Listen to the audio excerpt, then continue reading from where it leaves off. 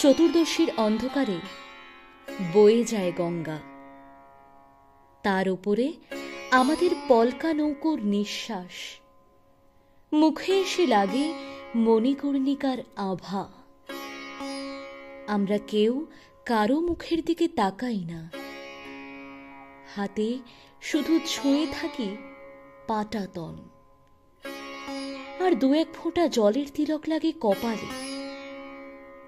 দিনের বেলা যাকে দেখেছিলে চণ্ডাল, আর রাত্রিবেলা এই আমাদের মাঝি। কোনো ভেদ নেই এদের চোখের তারায়।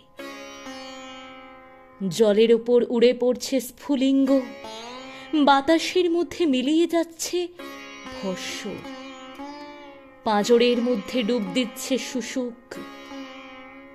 এবার আমরা ঘুরিয়ে নেব নৌকো, দক্ষিণে ওই হরিশ্চন্দ্র ঘাট, দুদিকেই দেখা যায় কালো ডোমের ঘর। চতুর্দশীর অন্ধকারে বয়ে যায় গঙ্গা, এক শ্মশান থেকে আরেক শ্মশানের মাঝখানে। আমরা কেউ কারো মুখের দিকে তাকাই না।